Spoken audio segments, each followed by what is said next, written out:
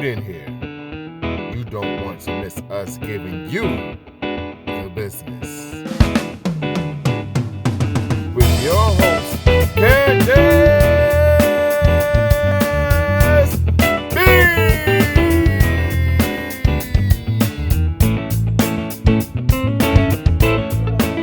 Candace B, and this is giving you the business. Today we have Miss Brandi. Miss Brandi, I would like for you to just let me know, how did Tax King come about? Okay, Tax King came about when I was graduating. I wanted to have time to spend with my son. He was playing football. He was about 10 or 11 at the time. And I just wanted to be a present mom. I didn't want to be that mom that just paid for things, and I knew a full-time accounting job, they don't care anything about family. So I wanted to have something where I could free my time and have my time with him. And I'm so glad I did, because I got time to go to all his football games. And it really, being a single mom at 19 was hard. A little personal. 3 months pregnant, my son's father got 6 years in prison. So that was definitely an experience. So me and my son went through a lot. Lights cut off. We always had a place to stay, so I'm not gonna say, because we were okay with that, but we went through a lot. So when I started the tax business, I wanted to have a way to provide him a better life.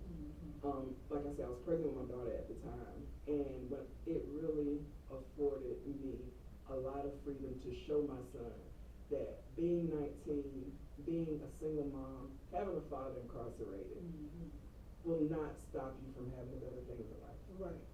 And sadly, he was murdered in 2016. Yeah. So, but he lived a good life up until he was 18 when he got murdered. But the best thing my son said to me the week before he died, because the short of the story, I had gotten a contract for the Honor Society to be their accountant. So I had flown up to Missouri, because they were based out of Missouri at the time. And I called him and I said, Brand, they gave me the job. And he was like, Ma, I just want you to know I'm proud of you. And I said, huh? He said, not too many people can say that they were a single mom and they have accomplished the things that you've done without a dad. When I first started this, when I first got this building right here, it was not the kind. And I was like, well, thank you. And I walked in. Right. Like, that was cash out me some money now. Because what was really going on? But those words still, and it's crazy because this is.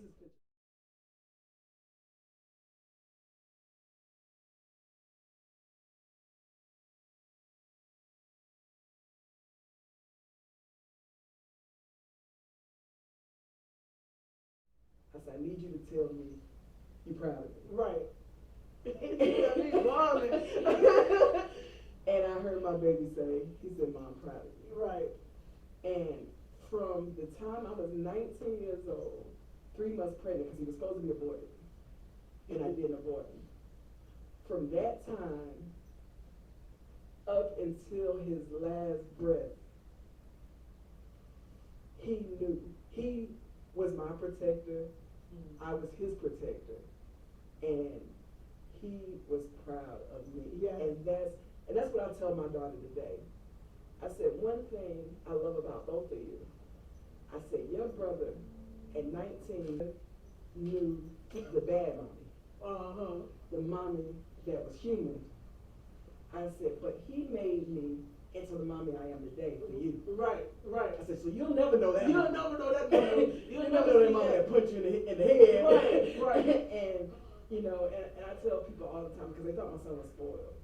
And I said, understand this. I said, and I don't tell about my life a lot. A lot of people don't know about my life. I said, my son was not spoiled. I said, because nobody saw when our lights got cut off. And he said, Mom, you want me to get a camera? That's why you got me crazy. My son is so humble. It don't matter what I'm going through, how broken I am. I just talk to him like, Mommy ain't got it this week.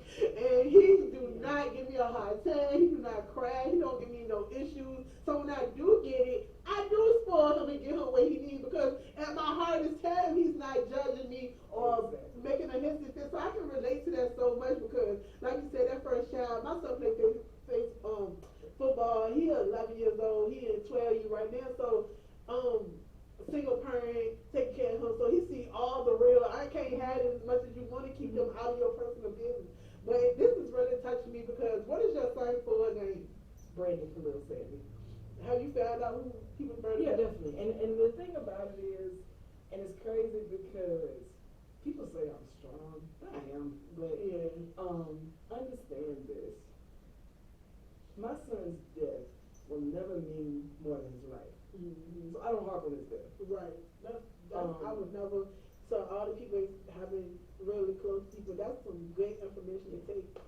And during his when he died, they killed him on my daughter's birthday. Lord, shit, I would just get out. It's not that I can say. I can't even get myself together. Please don't tell me that.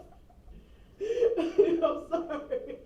I gotta laugh and like I tell people that they thought he was spoiled. Again, like I said, when me and him didn't have a car and we had to ride the bus, he never complained. Right. So I tell people, I say, you're damn right, when I got money, you can have anything you want. Anything you want, because that's who was always by your side too. You couldn't go to nobody else. Nobody was coming to you with anything. That's my whole thing was just you and your boy. I'm telling you, I personally It's a know different bond with the boy. Yep. Because he knew me, I knew him, and we never judged each other. He wasn't perfect, I'm not either. Right. And so when he died, and mind you, died in 2016, trials got finished last year.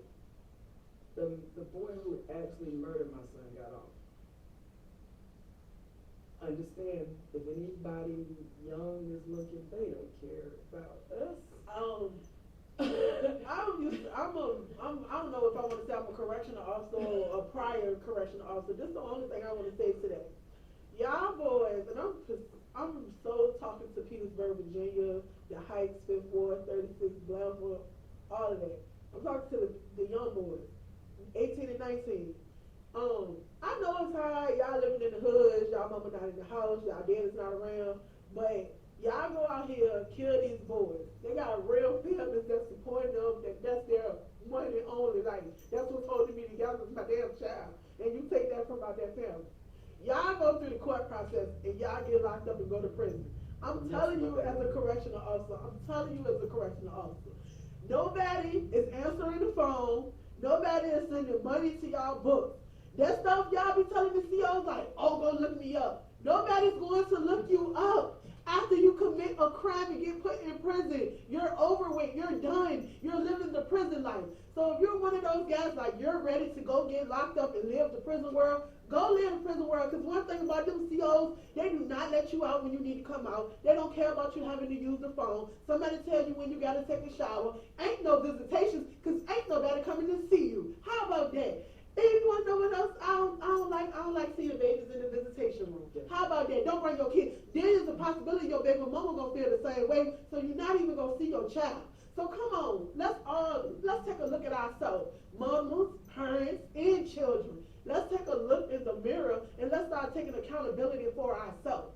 Yeah, little Bam Bam Bad is out on the way, but you need to start whipping him, putting him on punishment, putting him into a group of all men. Understand why he is the way he is. Take him to a therapist, take him to a doctor. Really understand why your child is acting the way they're acting. At the end of the day, money don't raise your child. You don't have to have the latest joints. As long as your child got a clean pair of shoes on, that should all matter. Like, I don't care. Like, if your child getting joked on, show them how to joke back. Like, I don't understand. It's not the same. It's not the same. My grandma raised me. My mama died when I was 11 years old. So I've been old school my whole life, but everybody not like me no more. So it's me, my generation raising kids. These is who's out here right now. I just can't take this no more. Like, stop this killing of these black kids. Please stop killing these kids. Please stop killing these kids. Please stop killing these kids. Because at the end of the day, this lady son got taken away from him. Y'all y'all locked up, running the street, y'all in jail, and y'all in jail. Like y'all really in prison. The room's smaller than this. You bumping with another dude. Then you sitting here on the, you sitting around telling the CO to look your paperwork up. You killed somebody's soul. That's all I read. So let's all think about that. Held yourself accountable, Petersburg, Virginia. Parents, if you don't have control of your children, get somebody to help get control of your children. And then two, black people, period. If you feel like your household is getting out of wild, can't get it together, ask for help. Go back. Let's start going back to our churches. You really need to go back to church and ask somebody for help. There's a grandma in there that will take your kid in the house for a week and get them together. You don't know who you might meet. But all I'm trying to say in this whole rambling and saying it on my soapbox is, as a black community, we got to start holding ourselves and stop only rioting when white people kill us. Right. Please, and I show by that. I sit by that and come like, you can't be mad for the police aggressively pulling no boy out the car, but meanwhile he's running from the apartment complex he just shot up. So come on, make it make sense. Make it make sense, cause right now, the way the world is going, fight each other. Fight it, but you know what? I can't even agree with that, because in Petersburg, Virginia, the guys that did put their guns down and decided to fight, they picked the guns back up after they lost the fight. So that's where I'm at with this. So my whole thing, y'all really need to get back to y'all roots. Go talk to a grandma or an aunt. Let them know how y'all used to run it. Because all the drug boys, they not really drug boys to me anyway. Because y'all on Facebook telling me you're a drug boy. Let's start there. And you're not making no money. You're not making it from the tax kings themselves. From the tax kings themselves. Y'all not even making no money. You ain't even got no way to calculate it up for the IRS, and you ain't making no money. But one thing our men in our community need to do, and that's what I see whenever I see crying people, is mostly crying mothers or crying grandmothers. Our men as men, even if their fathers are not in their lives, and that's what I realized about my son, because when my son was murdered, I really did an introspection about my son's life. My son didn't meet a man that cared about him until he was a senior at Hillside High School in Durham. Shout out Hillside, Coach King, Coach Marshall, all his coaches. Mm-hmm. He saw black men that looked like him, that acted like him, but didn't want to change him. Right. Just wanted him to be a better man. And what I see as a lack in our community is a lack of men stepping up for these boys, because they hear their mama voices and yap, yap, yap, yap, yap, yap, yap. They get immune to our voices. Mm-hmm. So they need a man, because we as women are nurturers. Mm-hmm. We're not disciplinarians. We Mm-hmm. try, but we're not. Right. And so what I found, what I did wrong as a mother, because I'm very hard. So when my son was a little boy, my son would fall, I said, boy, get up. Mm-hmm.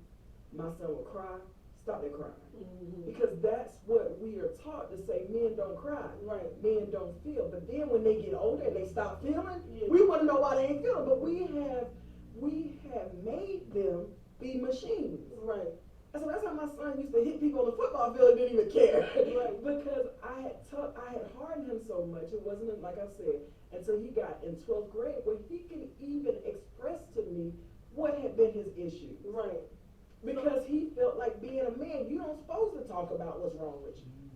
I probably need to go back in there with my stove. My son has his daddy can't stand me, but his daddy is fully in his life. And that's great. His daddy can have all of that kudos today. He don't give 2 cents about me. But what I want to say is, his son got a phone. He there directly with his son. It don't got nothing to do. I don't got nothing to do with that. I wouldn't stop my relationship. I wouldn't stop him from seeing his daddy. I don't believe in child support, so I never put him on child support. And to say he might not get me the money I may want, but he make sure his son straight. It ain't nothing his son don't ask or can't get. So kudos to his daddy. My daddy is still in my life. My mama did pass away, but my daddy stepped up. My daddy stepped all the way up. I mean, clean, going to church, taking care of the community, his family. So he is a good role model to my son. And then I have an uncle that just recently passed away to cancer.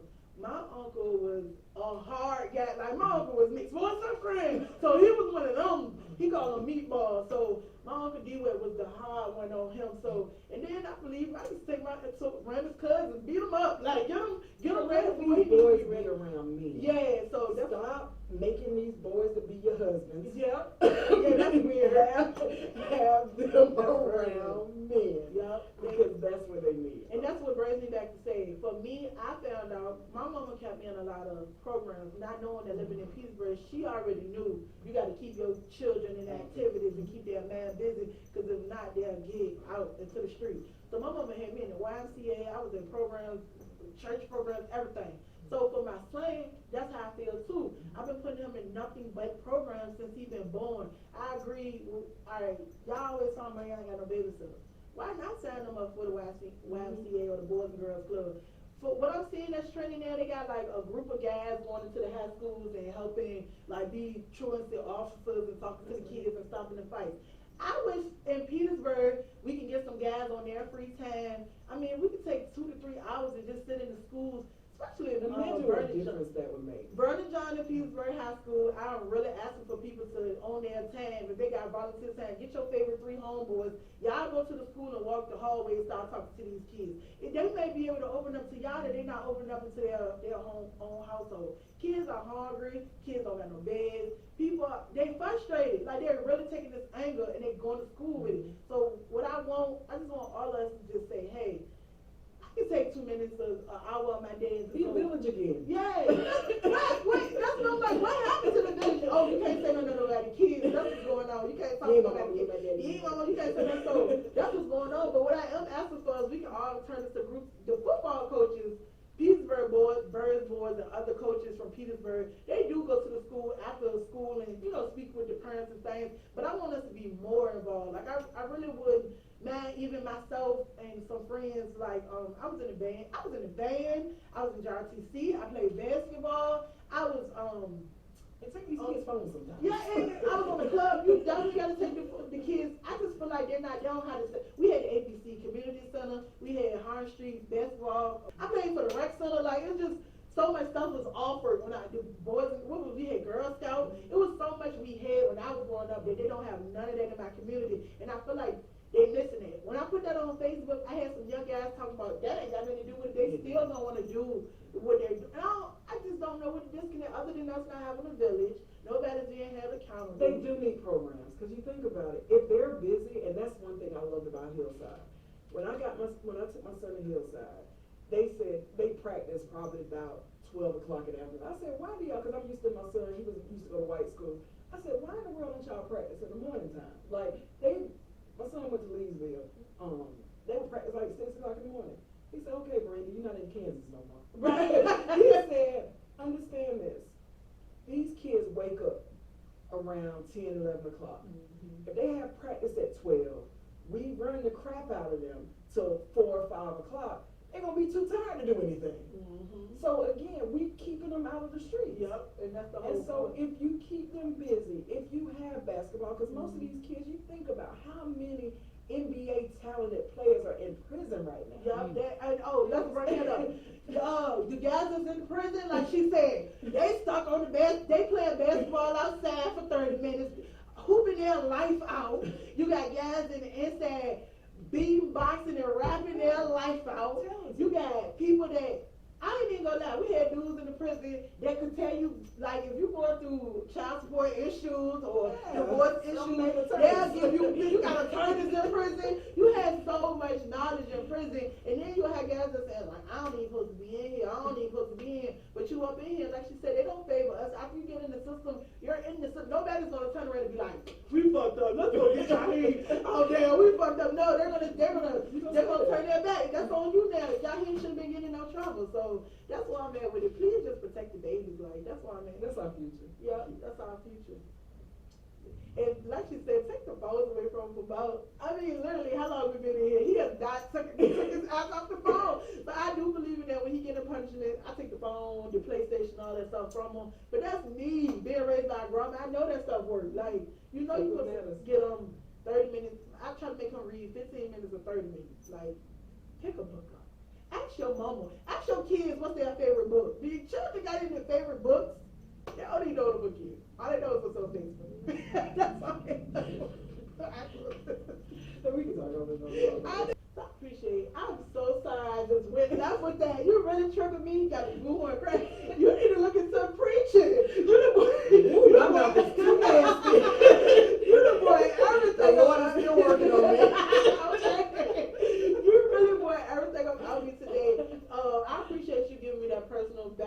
how we got started into tax king, and then let's get started. Check us out on YouTube, Facebook at Giving You the Business, and on Instagram at GYTB Live. Giving You the Business is an affiliation with Perfect